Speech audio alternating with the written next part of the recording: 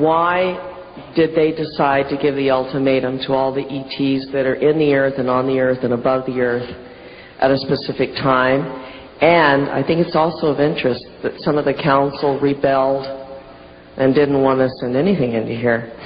So why? Okay, Alex, why? What's going to happen when everything's turned off? No, I have a good memory, Alex. And then number two, I forgot number two. Great memory. Well, let me answer the first one. Some memory. No, okay. Let me answer the first one. Let me answer the first one. Okay. Apparently, the reason why they want to help and so many others want to help is because in your genetics you have a frequency that is attached to different races. Okay? I have a frequency that is attached to Andromeda. And what happens is they, as a race, just because I may move into another space in time or holograph, there is a part of me that is still attached to them. Okay? And there is a degree of non-evolution because of the law of consistency, we all don't move together. At some point, whenever that is, our entire universe, including all of the dimensions or planes, will implode and we will all go home to the source. Okay? This is one of the reasons why. The other reason, of course, is what I stated earlier, is because of our genetics. They want us to help them. We have something they need as well. Now, apparently when they first met to discuss our solar system, which is in a particular sector, which is along a trade route, which moves into the Andromedan galaxy and others galaxies. There were approximately 72 of the 133 originally that met. Of the 72, just more than half agreed to look into it and to help us. The other planetary races didn't want to help us, and this was their reason why. They don't respect their home, they don't respect themselves, and they don't respect each other. What is their value?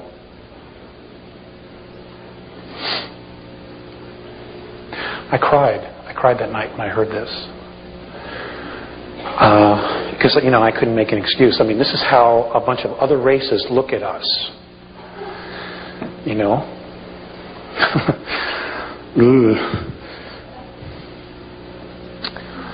Fortunately, a majority had agreed to help because of the consequences long term. And basically that's why they're here. That's one of the reasons why they're here. Also, in our future, 400 years into our linear future, there is tyranny in our galaxy. And somehow we are directly connected to that event or events. So in one way, they're really looking out for their own best interests by making sure that something is cleaned up here, that something comes into balance. And they know that as long as the other ETs that are here, the extraterrestrial races that are here, and are manipulating, he won't move. So they have to be removed. And I asked, would you do it by force? And he said, we would have to. And what they would do is they would enter the poles and then flush everybody out to the surface. So folks, when you see a reptilian crossing the highway, don't run over them. Just get out of the way. Okay? I mean, it could get really, really weird here in the next 6-8 years. I mean, you can only hide a truth for so long, and then it just screams out. And they're already trying to prepare you for this stuff. I have a lot of friends telling me about a TV show called Dark Skies. Where they're literally telling you, but they're doing it in a way that you think it's just, television. And I don't watch TV. We don't watch TV, so I miss a lot of good stuff. But, I always hear about it. And I think that was it. So now we can go to the questions. What? Okay. Ma'am. Yes, hello. What I want to tell you and ask you as a consequence is, are you familiar with a book called The Greatest Story Never Told by Lana Cantrell? It's a book about 1,000 pages, and she describes in her research that we did used to have a green skin and we were copper-based, and she also described all these color changes that we went through based on her research. Now this book is literally small print, 1,000 pages, and I'm not through with it. But she also said the problems, describes the physiological problems that we have because of the lack of zinc, copper, and what the iron is doing to us, and what it did to us, because our physiology changed, our mentality and who we were narrowed totally. So you... What's the question? Confirm to me this. Okay. And my question is, did they tell you anything that we could do for ourselves to help ourselves to go back? That's one part.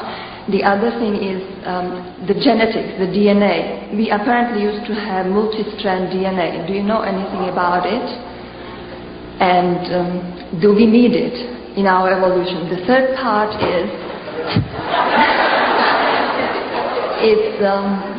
did we used to have a whole brain that wasn't divided, and do you know anything about that? Okay, thank you very much.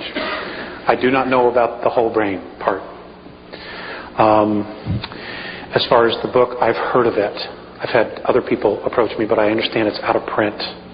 And I understand that Ms. Cantrell does not return letters or anything. She's just basically in hiding for whatever her reasons are.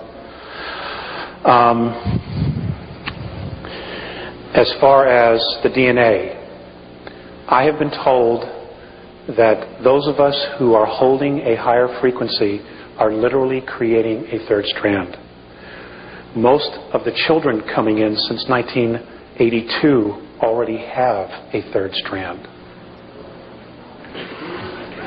So this is just nature's way, this is the isness's way of just fixing things, as long as we're open to it. Okay. Okay, the question was, how can we help ourselves? I have asked that, and Mornay, all he has said is the information and wisdom already exists on your planet. So basically, don't ask us about yourselves, ask yourself about yourself. There's no shortcuts with them. I wish there were. Yes, ma'am. Thank you. It's great to see you here. I wondered if you could talk more about the draconians and the children that are missing. I know you have information, and I'm hoping you'll share it with us today. This is the one subject I don't like to talk about. The draconians. Okay, the draconians are a very large reptilian race. They're known as the Dracs. There is a royal line of the draconian reptilian race, and they're called the Seekar. They range anywhere from 14, 15 to 22 feet tall. They can weigh up to 1,800 pounds. They do have winged appendages, and they are awesome, awesome beings. They're extremely clairvoyant, they're extremely clever, and they can also be extremely sinister. They apparently were brought to our time and space, our universe, in full physicality. Somebody brought them here and dumped them here. I don't know, and the Andromedans still don't know. But they were brought here in physicality, and they were taken to Alpha Draconis and stars nearby because it gave them the greatest chance of survival. So they were kicked out of some other place. Anyway, they are definitely a major factor to be reckoned with. They, for the most part, are service to self. They do not care for the human race because when they were dumped here, they were told that this was theirs to command. So whoever did this really screwed up. And they still have this mindset. They were one of the first to chart our solar system.